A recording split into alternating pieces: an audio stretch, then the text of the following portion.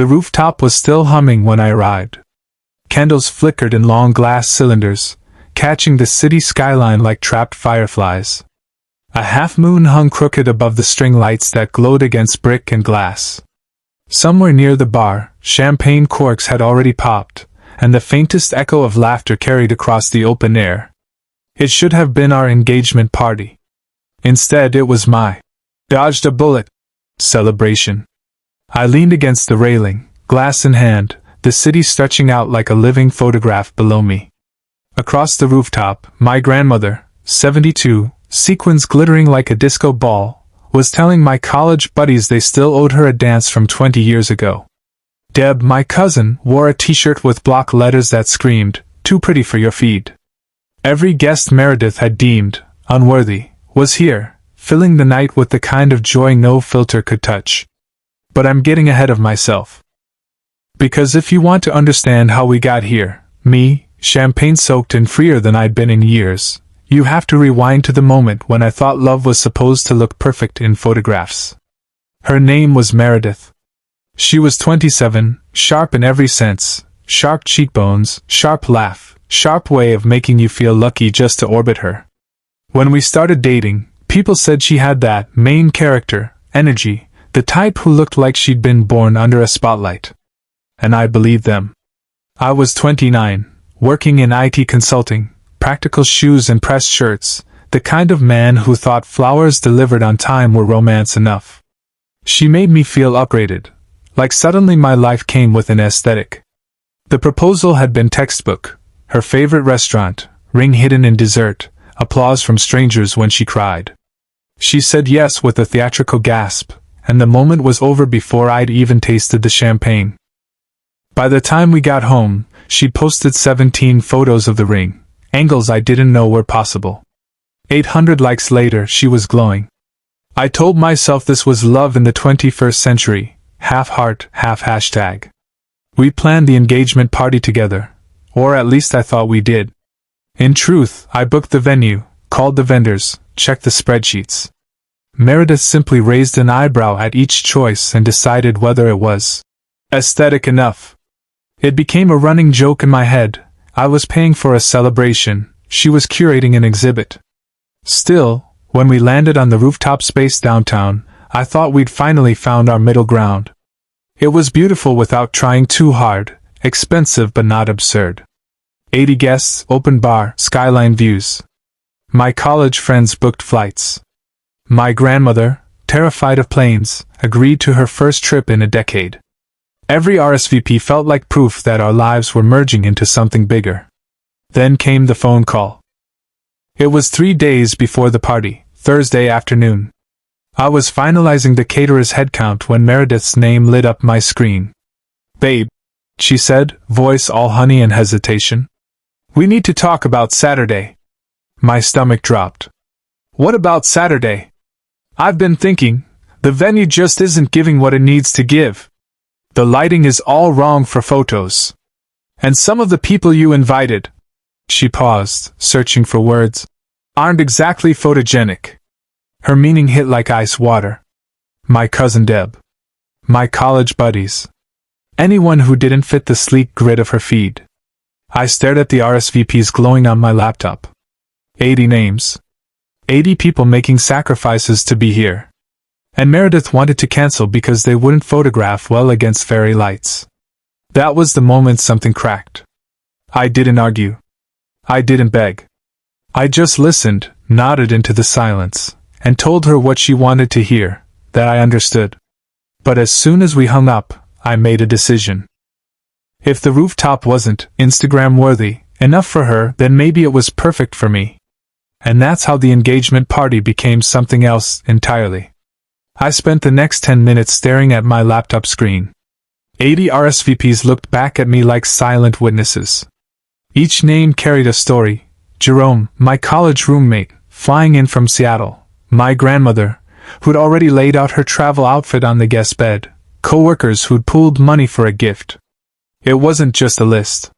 It was 80 people saying, "We believe in you too." And Meredith wanted me to erase all of it. I called her back, voice steady even though my pulse hammered in my ears. So what do you suggest we tell them? She didn't miss a beat. Family emergency. Nobody needs details. We reschedule in spring, at a better venue. Somewhere with chandeliers. The Rosewood has an opening in March. People already booked flights. Then they'll have another reason to visit later. Babe, you're acting like this is about logistics. This is about forever. We only get one engagement party. Do you really want to look back at basic rooftop photos when we could have crystal chandeliers? Her words sliced clean. Basic. That's what she saw when she looked at the rooftop, at my friends, maybe even at me. I swallowed the sting. So you already cancelled? I called the venue, yes. They'll give us 60% back if we do it tonight. That's practical, don't you think? I just need you to text everyone. I can't deal with the drama. Practical. That was Meredith's word for things that cut people out. Practical was why she'd once refused to invite a coworker to dinner because his girlfriend wore too much blush. Practical was why she'd nudged her sister into dyeing her hair blonde, so the bridal party photos would look cohesive. And here she was, asking me to be practical about lying to 80 people who loved us. Got it, I said finally. Calm, almost detached. She sighed in relief, like I just passed some unspoken test. This is why I love you. You understand some things are bigger than comfort. Optics matter. I'll make it up to you. Optics. When the call ended, I sat in the quiet hum of my apartment, lit only by the glow of the laptop screen. The cursor blinked in the draft email I'd been writing to the caterer. A party hanging by a thread of aesthetics. A fiancé who cared more about angles than arms around shoulders. I opened a new email instead. Subject line, important update. Engagement party this Saturday. The words came easily. I told the truth. Meredith thought the venue wasn't Instagram-worthy and wanted to postpone indefinitely. But since people had booked flights and I'd already paid, the rooftop was still ours. So I was hosting anyway. New theme, dodged a bullet celebration. Dress code, whatever made people feel good. It was reckless. Petty. But more than that, it was honest. I hit send before I could talk myself out of it. Then, because some part of me couldn't resist, I texted Meredith. All handled. Everyone's been notified. Her reply came seconds later. 3 heart emojis and you're the best. I dropped my phone face down on the table. For the first time in months, I wasn't curating anything. I wasn't waiting for her approval. I wasn't trying to be enough. I was just a man who'd drawn a line. And somewhere inside, under the buzz of adrenaline, I felt it, the faintest edge of freedom. Friday afternoon, my phone wouldn't stop vibrating. 23 missed calls stacked up like an alarm bell I didn't want to answer. I let it buzz across my desk while I finished my sandwich in the office break room. The quiet hum of the vending machine was more comforting than the storm I knew was waiting on the other end. Mr. Harlan? The receptionist's voice came through the intercom. There's a Miss Meredith here. Says it's urgent. I chewed slowly, swallowed, and told them to send her up. She arrived like a storm front, heels striking tile, hair perfect despite the October wind, eyes blazing. My coworkers pretended not to stare as she cut through the office, fury bottled into a perfect silhouette. The door swung open. What the hell did you do? I wiped my hands with a napkin. I handled it. Like you asked? You told them I canceled because the venue wasn't Instagram-worthy. You said the venue wasn't Instagram-worthy. And that the guests weren't photogenic. You were supposed to say venue issues. Something neutral. Now my phone is exploding. My grandmother called me shallow. My bridesmaids are attacking me in a group chat. Do you have any idea how humiliating this is? I leaned back, letting her words ricochet off me. Then maybe you should ask yourself why your behavior is humiliating. She blinked, stunned for half a second, then bristled. You think this is funny? You think you look noble right now, throwing me under the bus in front of everyone? I didn't throw you anywhere. I told the truth. For once. The office air grew heavy. Even the hum of the vending machine seemed to hush. She lowered her voice, a whisper sharp enough to cut. Fix this, or we're going to have a serious problem. I met her eyes. We already have a serious problem. Her jaw tightened. She spun on her heel, every movement rehearsed like a scene from a drama. By the time she left, her perfume lingered longer than her presence. 20 minutes later, my phone lit again. One text, blunt as a blade. If you go through with this joke party tomorrow, we're done. I stared at it, thumb hovering. Then typed back, okay. She called instantly. I let it ring.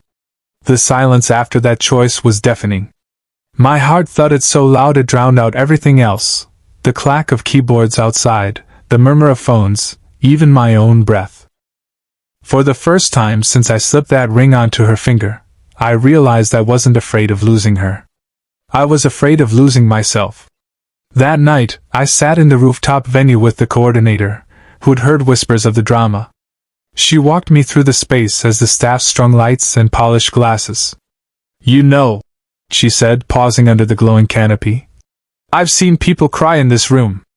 Weddings that turned into shouting matches, proposals gone wrong. But this, she gestured at the tables being set, the skyline shimmering in the background. This feels different. Like a rebirth. Rebirth. The word clung to me as I watched the staff work. I thought about the faces that would arrive tomorrow. Jerome with his booming laugh, Deb with her unapologetic humor, my grandmother in sequins. People who had never asked me to be photogenic, curated, or perfect. People who loved me as I was. And then I thought about Meredith, her demands, her precision, the way she could turn joy into a checklist. For months, I told myself love meant compromise. But this wasn't compromise. This was erasure. I took out my phone, scrolling through old photos of us. Every shot looked flawless, but when I searched my face, I couldn't find joy. Just a man standing in good lighting, trying to look like he belonged in her story. Tomorrow, I would write my own. Saturday was supposed to start with quiet excitement, checking the playlist, running through the guest list one last time, maybe rehearsing a toast. Instead, I woke to pounding fists on my apartment door. When I opened it, Meredith stood there flanked by her sister Astrid and their mother, Catherine. 3 faces carved from the same stone, unified in disapproval. You look disgusting, Meredith said by way of greeting.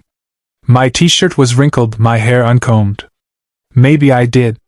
Morning to you too, I said. What's this? Catherine stepped forward like a lawyer ready to prosecute. We're here to talk sense into you. How dare you humiliate my daughter like this? I didn't humiliate anyone, I replied. I told the truth. You turned us into a laughingstock, Catherine snapped. Everyone's talking about it. Even my book club saw those photos. Do you think that's funny? Yes, the photos. Screenshots of my email had spread through our circle overnight. Friends had already started joking about the bullet dodge bash. The party hadn't even begun, and it was already folklore. Meredith's eyes welled with tears that felt rehearsed. I just wanted our day to be perfect. Is that so wrong? Perfect for who? I asked quietly. Her lips trembled, but Astrid jumped in, voice sharp. You're twisting everything. My sister has high standards. That's not a crime. High standards or shallow priorities, I countered. The air thickened. Catherine's eyes narrowed as if I were a child misbehaving at her dinner table. But then Meredith struck low. At least I have standards, she spat. Look at you. Nearly 30, mediocre IT job, living in this basic apartment. I was trying to elevate you, to make you someone worth being with. The words landed like a slap. For a heartbeat, the room went silent. Even Catherine shifted uncomfortably, as if her daughter had gone too far. I steadied myself against the doorframe. Wow, I said. Thank you for making this easier. Get out. Meredith's tears evaporated. You can't break up with me. I'm the one who should be breaking up with you. Then break up with me. Do it now. Her mouth opened, closed, no words coming out. Astrid tugged at her arm, but she jerked free. "This isn't over," she hissed as they left. "You humiliated me. Everyone thinks I'm a shallow monster." I looked her dead in the eyes. "Then prove them wrong. Or don't. But do it somewhere else." When the door shut, I leaned against it, breath heavy. My heart thudded, not from fear but from release. For the first time, I wasn't apologizing for existing. I wasn't scrambling to pass her impossible test. Still, when the apartment fell silent, a pang of grief hit. This was the woman I'd once imagined building a future with. The one I'd bent myself into knots for. The one whose approval I'd chased like oxygen. And now she was a stranger in my doorway, telling me I wasn't worth the lighting in her photographs. I poured coffee, hands trembling. On the counter sat a stack of champagne glasses I'd bought for the party, waiting to be used. I stared at them, wondering if I had the strength to follow through. To stand in front of 80 people, smiling, when the foundation of my life had just cracked apart. But then my phone buzzed. A text from Jerome, "Plane just landed. Can't wait to see you tonight." Another from Deb, "Got my outfit ready. Hope Meredith is ready for this smoke, lol." One by one, the messages rolled in. Excitement. Support. Love. And I realized the truth. The party wasn't about optics or even about her. It was about them, the people who showed up. The ones who didn't need me to shine under chandeliers to know my worth. The night ahead wouldn't just be a celebration. It would be a choice. Mine. The rooftop pulsed with life by the time I arrived. Strings of warm bulbs glowed against the navy sky, casting halos over laughing faces. Music spilled from the speakers, low at first, then climbing as bodies filled the dance floor. 80 people. 80 witnesses to the unraveling of a life I'd been pretending to want. Jerome spotted me at the entrance, and let out a whistle loud enough to slice through the music. "The man of the hour!" he bellowed, pulling me into a bear hug that lifted my feet off the ground. The crowd erupted in cheers, the kind you feel in your bones. It should have felt like joy. Instead, I stood in the center of it all, a knot twisting in my chest. I took the microphone, clearing my throat. "Thank you all for coming," I began. The chatter died instantly. "I know some of you had questions about the change of plans. So, let's address the chandelier in the room." Laughter rippled, easing the tension. I glanced at Jerome. He nodded, as if telling me to jump and trust the net would appear. "This was supposed to be an engagement party," I continued. "But the truth is, it's something else now. Tonight we're not celebrating a future I don't believe in anymore. Tonight we're celebrating honesty. We're celebrating the people who show up when it matters. We're celebrating dodging bullets." A stunned silence fell, broken by one sharp voice. "You selfish bastard!" Heads turned.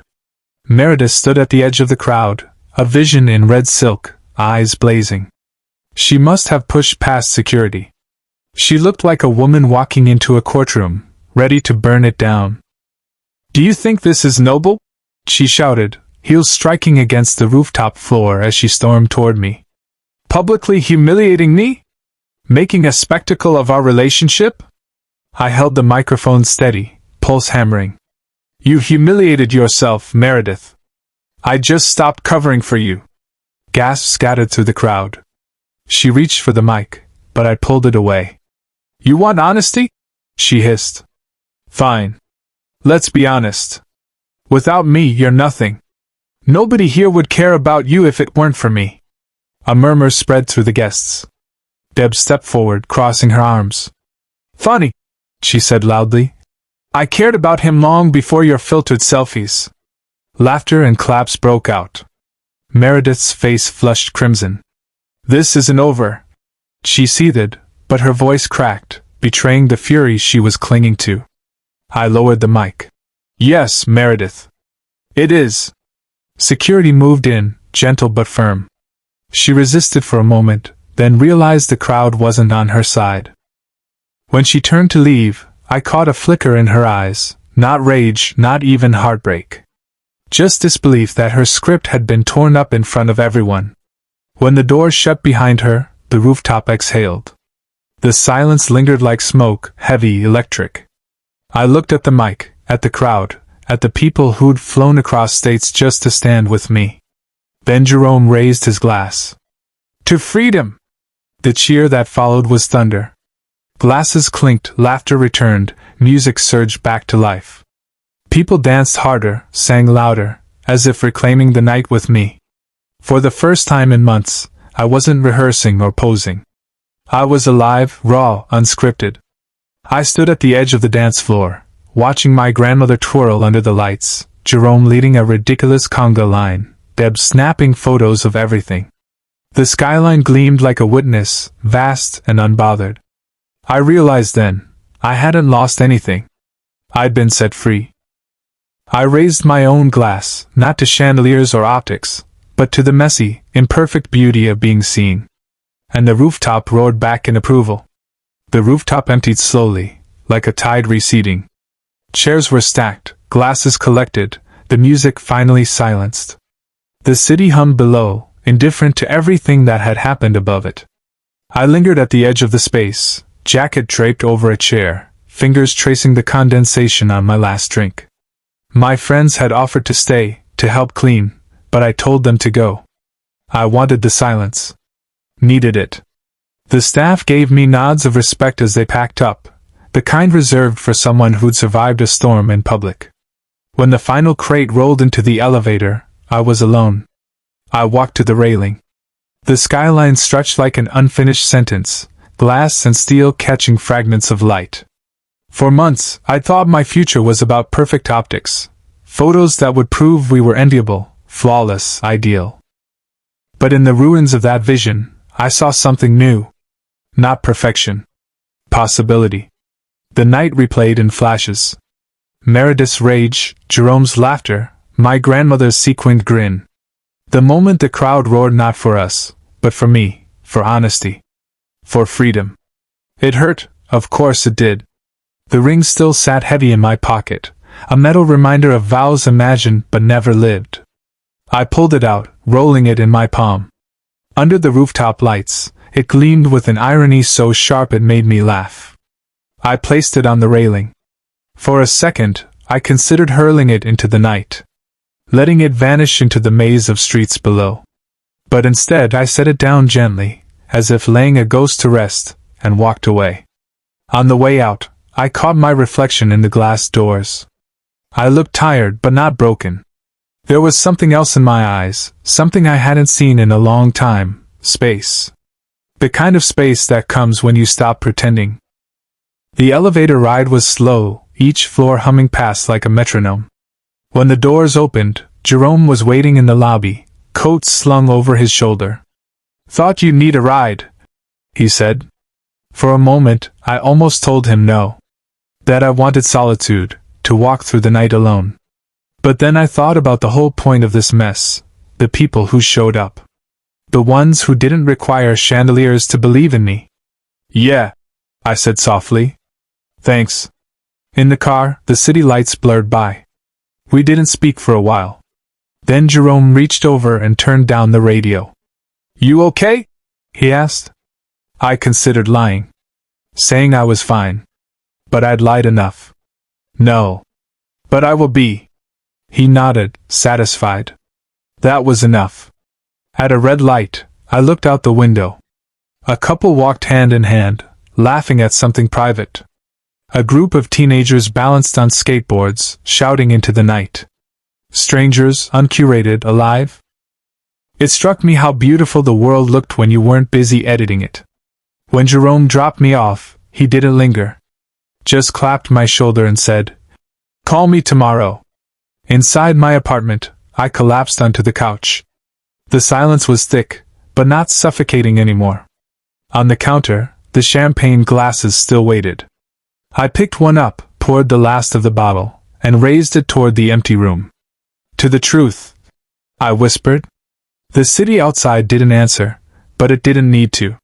For the first time in months, I wasn't afraid of the quiet. I wasn't afraid of what came next.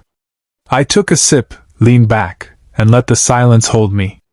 Somewhere in the distance, fireworks bloomed over the skyline. Or maybe they didn't. Maybe it was only in my head.